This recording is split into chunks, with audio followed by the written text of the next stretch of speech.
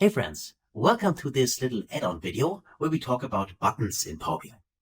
If you remember at the beginning in the first video, the Power BI tour, so through the interface, I talked about buttons and we also saw a little example with the back button. Now buttons can be very helpful when it comes to page navigation, for instance, so to navigate between your different kinds of pages. In our case, we have here various pages, and of course, you might have more than just one report, as we have here. There might be another page with, for instance, a marketing report, another page with a finance report, and so on, in the same Power BI file, and then the buttons could be used, for instance, to navigate between those report pages for the end consumer. And there are also other actions which can be triggered by buttons. But let's explore a little bit about buttons, what is available, and let's actually do that on a new page. So I go to my new page here, page number 1, and let's just call this buttons, okay? Buttons, so like that. So the buttons itself can be found inside the insert ribbon here, insert this tab. There are the buttons under elements, this one's here. Now there are left arrow, right arrow, reset, and so on. So you can see a lot of buttons in here.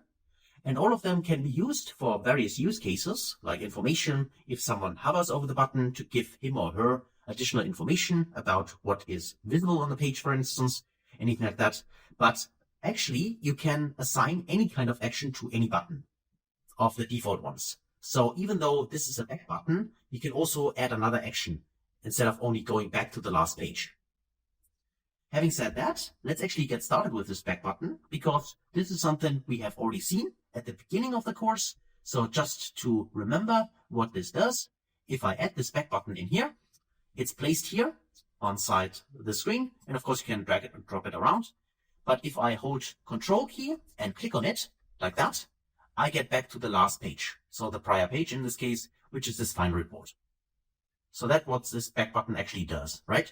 So if we have a detail page, for instance, we can go to the detail page and then the end consumer can go back using the back button and jump back to the original report. The reason why that works is simply if you select the button and take a look at the button properties in here, there is an action under action, which is currently turned on. And if you have a closer look at the action itself, you see that the type currently is back. And this means it jumps back to this final report page here. Tips and tricks. That's what I meant that when I said that buttons itself can be actually trigger any kind of action, because if I show this to you as an example, if I add another button, and in this case not the back button, but I'm going with the information button, for instance, I can tick this to create a new button. We also drag this down. That's my information button. And if I select the button, by default, it has no action attached to it. The action is set to off. But if I turn the action on, then I can specify what kind of action do I want to trigger. And there are various options in here, which I could use. But if I would also set it to back, and if I would now control click on the information, it would do exactly the same concerning the behavior as back button. So the icon itself does not really tell us a lot about what the button does. We can specify this and customize this to our needs simply by activate the action for the button and then go to the specific type of action we want to trigger. Like bookmarks and drill through, these two things, for instance, are covered in a different course. I have a second course where I dive deeper into these, but if you're interested in that, feel free to check that out. The page navigation allows us to navigate to a page. So currently you see that if I click the back button or the information button, and I go to the page navigation, then I could say, what is my destination? So I could say, instead of going back to the previous page, which is, in this case, this final report page, I could say, if someone clicks on a button, he or she should actually be navigated to a different page. And here I can see all my pages. So if I say I would like to go to the customer classification page, I can check this here. Now it's selected. And now if I go in here and control click on the information, I will navigate to this page instead of the final report page. So that's why I said that buttons can also be used as navigation option in Power BI. Simply by going there, specify it as a page navigation, and when someone clicks on a button, he or she should go to a specific page, which can be set here by us, right? We can specify what kind of page you want to go to. So this is an option to use regarding the buttons, here simply by activating different actions. Next to the page navigation, there's also the Q&A. Q&A allows us, or the end consumer, to ask questions about the report and also to get a visual response. So that's quite helpful. And I would like to show you this. So because it's an AI visual, here, the Q&A, and you can trigger this with a button as well. So let's first get here and trigger it with a button. So let me actually maybe add a new button. And let's call this button Q&A. Use this one directly. You can also use another button and change the action to Q&A, or you use the Q&A button with the specific icon, which by default has under actions the Q&A activated. So here you do not need to specify it, it's directly activated. For other buttons, you would simply go to the action tab and specify you would like to see Q&A. So how does it work? Well, you can see if you hover over it, it asks you to control click to activate it. And please always remember, the control click is only required as long as we are here in the Power BI desktop and we create our report. If we publish the report to the Power BI service, then the end user only needs to click with his or her left mouse button. No need to control click. But for us now, we need to control click. Let's do that. Control click. And now you see I got this Q&A window, which opens. And here I can ask a question about my dataset. So maybe you have created a stunning report. It is absolutely awesome, but you might find one of the report consumers who has a specific question which you have not addressed. But the underlying data could answer the question. So why not providing this option, this Q&A feature, and then give him or her the option to simply ask the question he or she has. So in here, for instance, I could say, for instance, show me the sales for each, here, let's say the total sales, that's our measure. Show me the total sales for each country, like that. Now you can see by default, I get a bar chart here. And if I would like to say, I want to see it as a map, I could say as map. I can also specify the chart type here, as you can see. And this gives me here now a view, so a visual, where I can see, okay, these have been sales by each country as a bubble chart, right? On a map.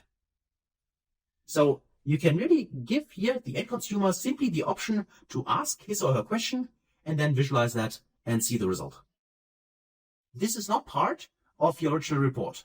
This is just active as long as he or she can ask his question here, then can take a look at the result. And if you're done, just close it in here. Either close this one to ask a new question or use one of the suggested questions here. Simply click on it, show me total cost for the last year, like that. And you can see the value.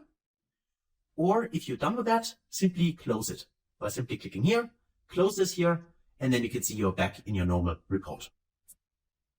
All this can be achieved with this little button here, right? With the Q&A feature.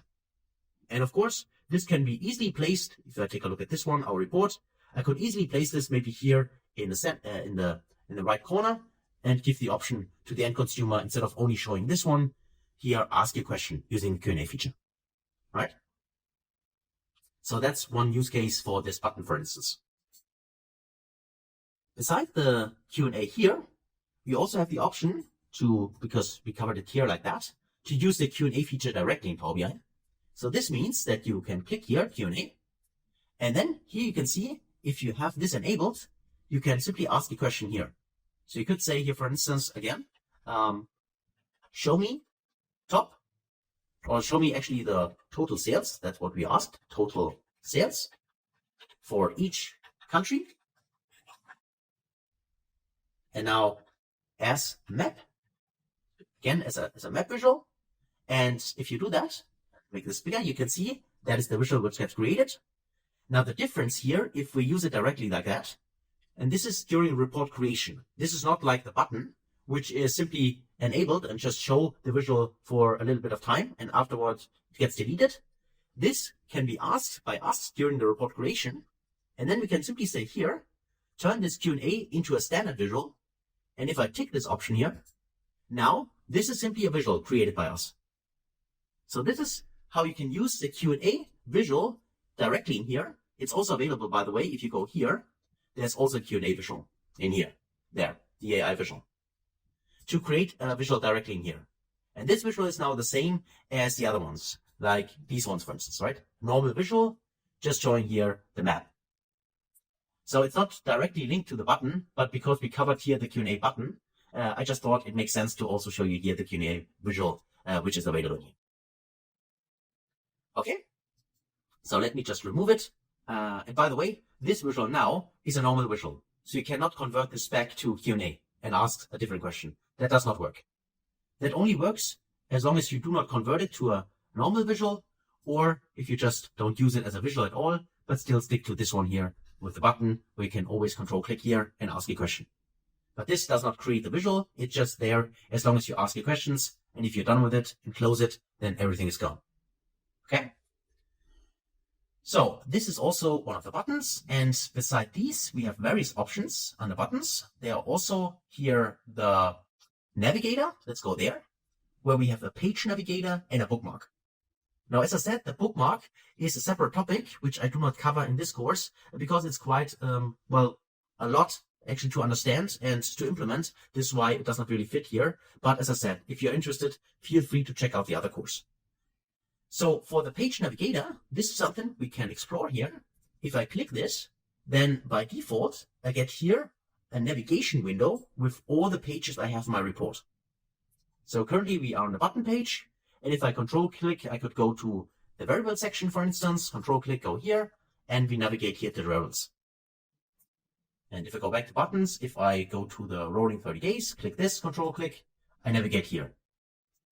So the difference is between the normal navigation, which we attached, for instance, to this button here under action and page navigation, where we specify the specific page. This navigator, which is also available in here under the buttons, gives us simply all the pages we have in a report. And of course, we can customize this further because here, if you take a look at the pages option, there are also various options for the visual. Just select it. And then if you go to pages, there you can specify what kind of pages do you want to include, for instance. So if I say, I don't like to see the basic measure, here, this one, for instance, I can simply uncheck it. And you see that now it's not part of this navigation bar. This would be one option to select what you want to see and what not. Also, if you hide a page, so let me show you this as an example.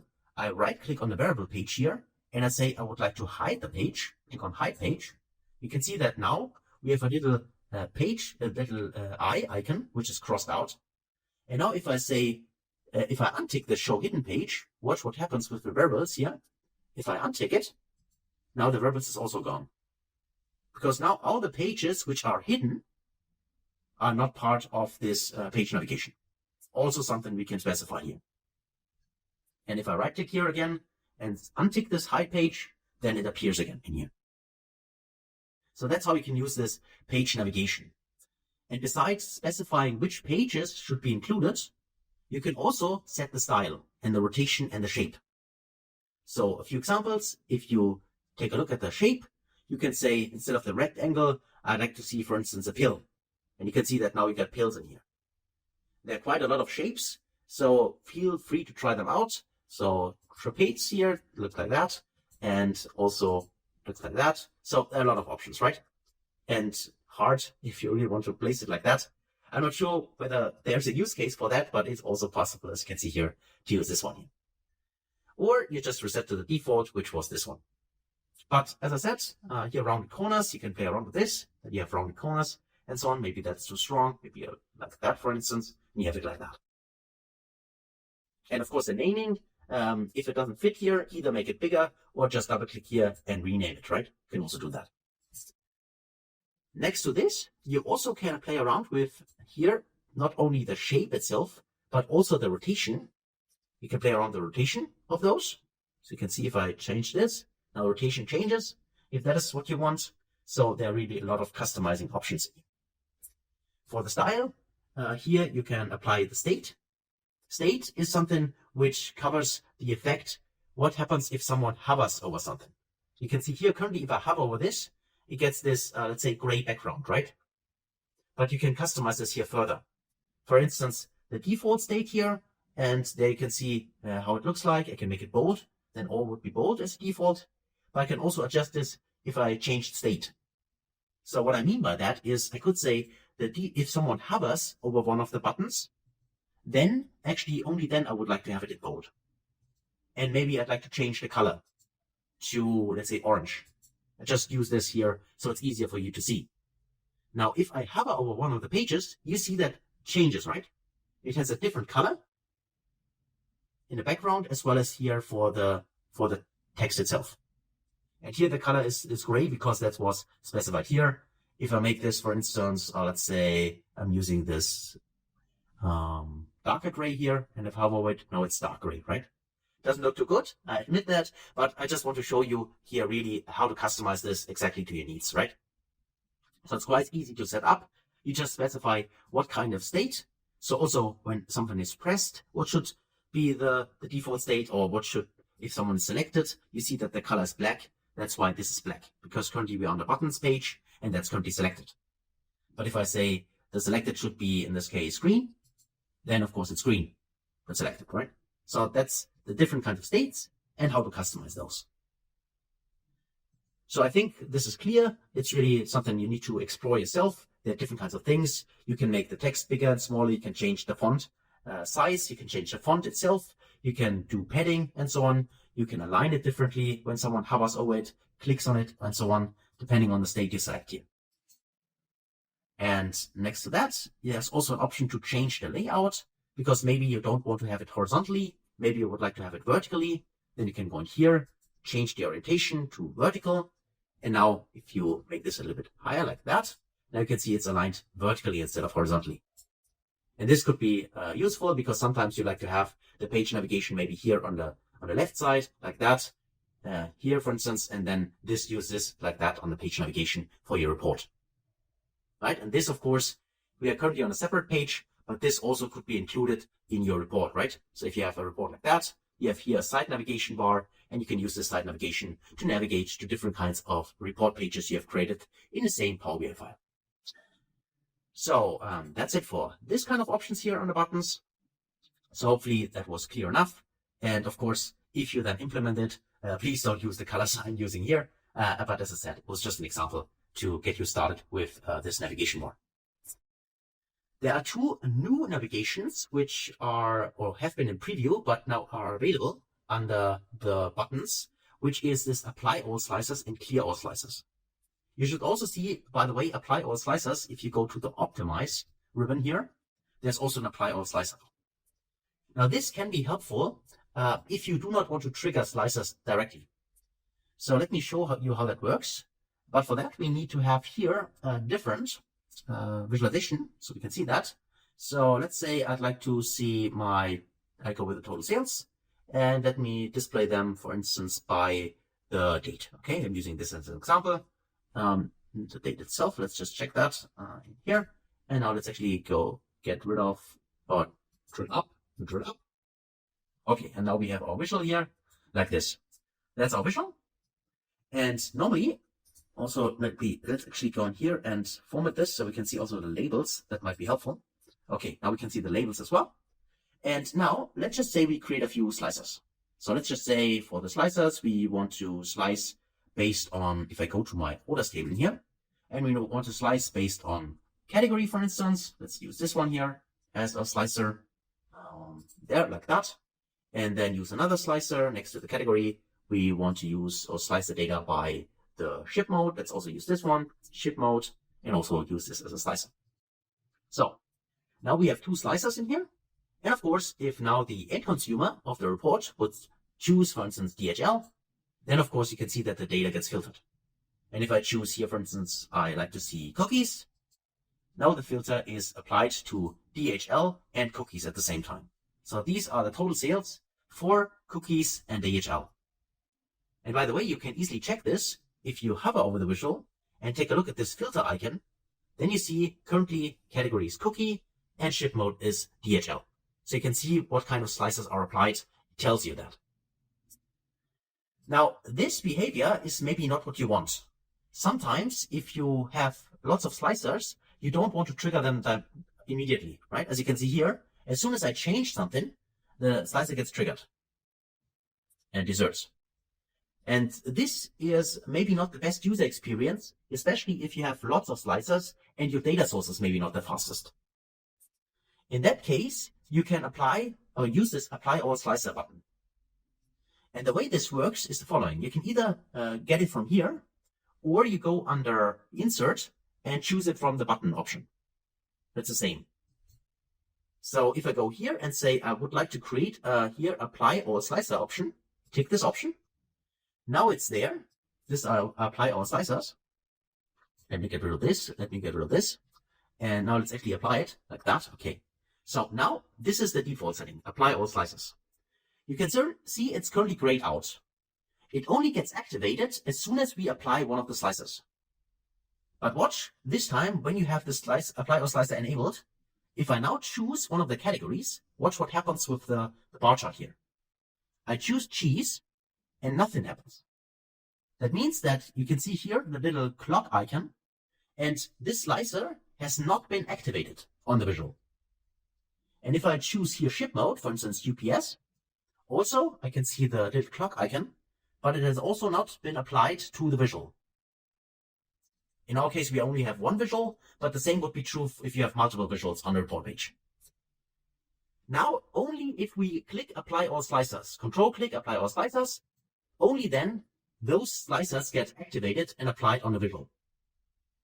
So that is the difference between having those enabled apply all slicers and not using those. Either you trigger the slicers directly, or if you want to have this option to first select from various slicers specific selections, and only after all of those has been selected, trigger the action, then you can use this apply all slicers. Sometimes that's very helpful for performance reasons, and that's why it's also available under the optimize ribbon here, and there's apply all slicers. Next to the apply all slicers, there's also then the option under, where is it? Under insert and under buttons, there is a clear all slicers. So if you take this option here, you see that that is the button. Let me drag it from here. And currently it's activated already because we have slicers enabled.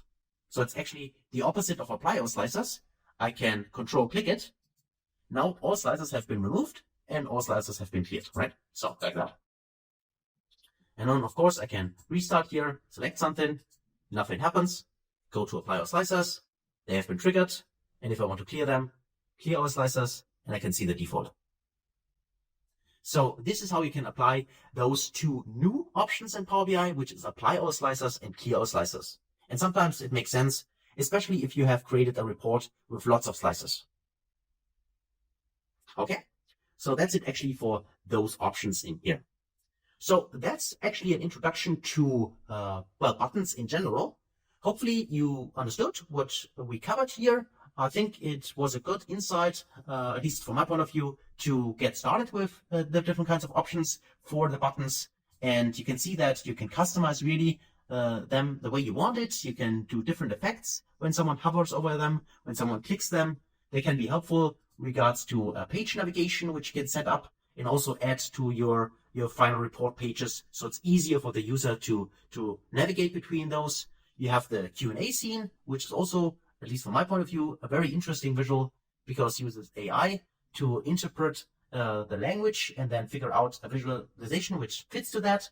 So it can give you additional information which you might have not covered on your report, and also how to apply or use these apply all slicers, clear all slicers, using these options in here. So that's it for buttons. Quite a long video, but again, it was meant as an add-on, and I really hope it provides value to you and you can apply this in your own reports. So thanks a lot for watching and wish you all the best, and I'll see you in the next video. Until then, best guys.